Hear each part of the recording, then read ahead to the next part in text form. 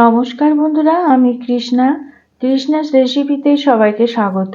আজকে শেয়ার করছি বহু পুরাতন একটা রেসিপি, আনন্দ নাড়ুর রেসিপি। এটাকে কেউ বলে আনন্দ নাড়ু, কেউ বা বলে তিল তক্তি, আবার কেউ বা বলে তিলের নাড়ু। এই নাড়ুর নাম যেমন আনন্দ নাড়ু, খেয়েও প্রচুর আনন্দ পাওয়া যায়। একটা খেয়ে মন ভরে না, যেন মনে হয় আরো কটা খাই, এমনই সুস্বাদু এর টেস্ট। এবার দেখে নেওয়া যাক কেমন ভাবে রেসিপিটা বানালাম। একটা মিক্সিং বোলে মেজারিং কাপে 2/3 কাপ নারকেল কোড়া নিতে হবে, আর ওর মধ্যে দিতে হবে ওই কাপেরই 2/3 কাপ চিনি। চিনি নারকেল হাত দিয়ে প্রেস করে করে খুব ভালো করে মিশিয়ে নিতে হবে, যাতে চিনিটা গলে যায়। আর দিতে হবে মাঝে মাঝে একটু একটু জল দিয়ে আর নারকেল আর চিনিটাকে খুব ভালো করে মিশিয়ে নিতে হবে। চিনি নারকেল মেশানো হয়ে গেলে ওর মধ্যে দিতে হবে মেজারিং কাপের 1 কাপ অর্থাৎ 200 গ্রাম চালের গুঁড়ো। চালের গুঁড়ো দেওয়ার পর আবারও খুব ভালো করে মিশিয়ে নিতে হবে।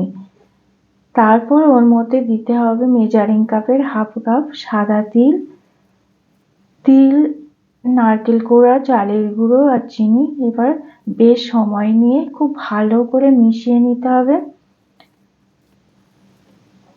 এবার মেশানো হয়ে গেলে একটা ফ্রাই প্যান গ্যাসে বসিয়ে দিতে হবে, আর মিশ্রণটা ওই ফ্রাই প্যানের মধ্যে দিয়ে বেশ কিছুক্ষণ নাড়াচাড়া করে নিতে হবে।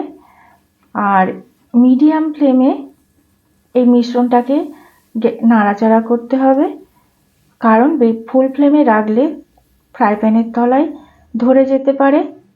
আর খুন্তি সবসময় নাড়িয়ে যেতে হবে।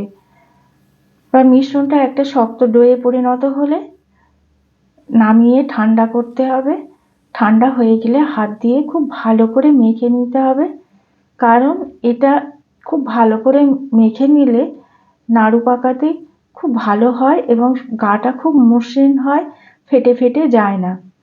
তারপর হাতে তেল মেখে ছোট ছোট লেচি কেটে গোল গোল বলের মতো করে পাকিয়ে নাড়ু বানিয়ে নিতে হবে। সমস্ত নাড়ু পাকানো হয়ে গেলে এবার একটা কড়া গ্যাসে বসিয়ে দিতে হবে, আর দিতে হবে বেশ কিছুটা সাদা তেল।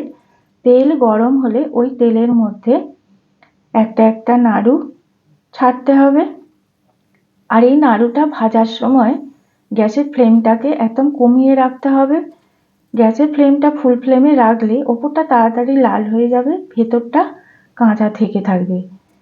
বেশ কিছুটা সময় নিয়ে উল্টে পাল্টে লাল লাল মুচমুচে করে ভেজে নিতে হবে। ভাজা হয়ে গেলে এবার একটা পাত্রে তেল ঝরিয়ে তুলে নিতে হবে।